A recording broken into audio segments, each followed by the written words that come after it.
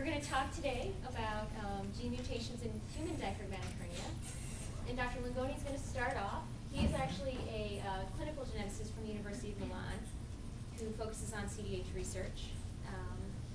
He'll start off talking about the embryology and genetics of CDH, and then I'll continue with some information on our study and some of our findings. So let's start. So first of all, we'll define what the diaphragm is. Take a look. So the diaphragm is this, actually. Most of you will have seen it already. It's this dome-shaped orange thing that lies beneath the ribs. It's just at the interface between the chest and the abdomen. And it's a muscle, and it moves up and down when we breathe in and down. So that's its function.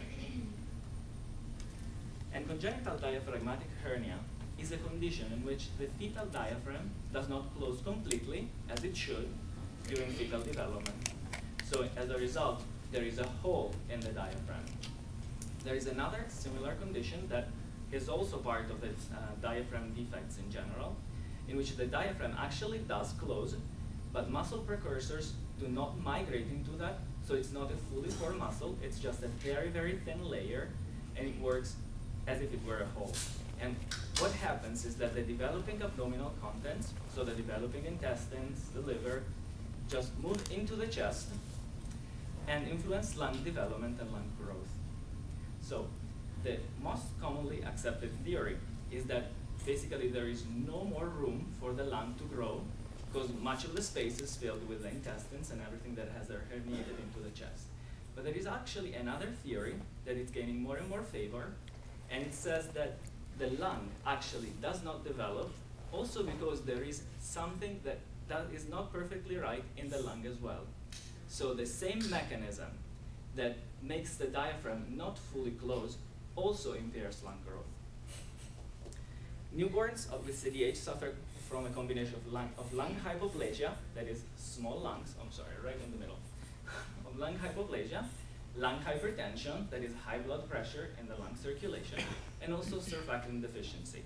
So surfactant is the molecule that fills the inner aspect of lungs and helps them to open up when the child is born and needs to breathe for the first time. Of course, we can classify the several types of CDH in many different ways, and a commonly accepted way is that according to anatomical location. And the upper picture shows a diaphragm as it would look like if you could lie in the belly and look up into the chest. So the upper part of it is the front part of the baby, and the lower part is the posterior part of the baby. So this hollow thing is where the spine would be. And you can see that there's an orange rim all around it. That's the muscle that contracts when we breathe. While the gray part is actually a tendon that connects all the muscle layers together. Below you can see the three most common types of CDH. The one to the left, where the hole is actually located posteriorly and laterally, so to the back and to the side of the baby, usually on the left side. That's the most common form. Looks like the right because we're looking up, but that's the left. And it's actually the most common form, and it accounts for more than 95% of all instances. But the hernia can also be located on the front side, slightly on the side, and that's called the Meaghann type hernia. And there's also a third, less common type, which is the central hernia. CDH is a fairly common disease. It occurs once every 3,000 live births, which means that on the average, we can expect one child to be born with CDH every day in the United States alone. But if we can also consider the babies that are diagnosed with CDH in utero and never make it to be born, then the prevalence is even higher, and it can be detected 3 times more frequently. One instance every 1,000 pregnancies as detected and diagnosed by ultrasound. The survival rate is variable, can be 50 to 80%, and it's relatively higher in centers that have a lot of experience in dealing with CDH babies. Below you can see another way of classifying CDH. So that's not according to the position, but according to the symptoms that go with the CDH per se. So some cases also have lung hypoplasia, and they may have heart problems and back problems. That's the most classical form of CDH, and we call that isolated CDH, and it's slightly more frequent. But in some children, they may be also associated signs, like cleft lip and palate, or eye problems, or brain structural problems, so not necessarily a developmental delay, it can be just an alteration in the brain, like a genesis of corpus callosum. And some of them may also have genitourinary malformations. So when we have all of these things that add up to the CDH phenotype, we call it a CDH plus case.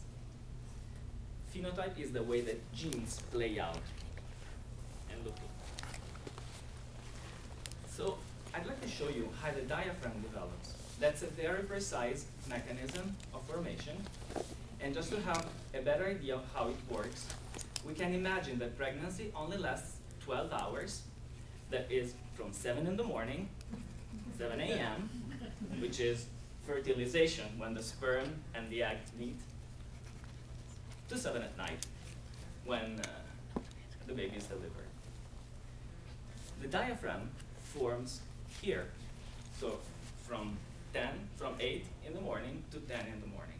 It's a very precise window of time. And diaphragm has to be fully formed by the end of this gestational period. Just to give you an idea of the time frame, around 8 o'clock is about the time the heart first beats. At this time, the heart is not even the four-chambered organ we're more familiar with. It's just a hollow tube, and blood just flows into it. And right after 9 o'clock, it's about the time we can first tell that the baby hen will have 5 fingers, because we can sort of tell that it's shaping up to have 5 fingers. Diaphragm and lung development are closely connected, and you can see why here. So you see the diaphragm and the first phase of lung formations overlap nicely. So part of our research speculates, it's based on the speculation, that lung and diaphragm send signals to one another and they synchronize their growth. The lung actually has a very long developmental period. It develops throughout the gestation, so throughout pregnancy, with other 2 phases of development. The last one ends right before birth. That's because the lung have to be fully formed when the baby is born to allow him to breathe. There are several theories as why we believe that CDH originates. Some of them, most of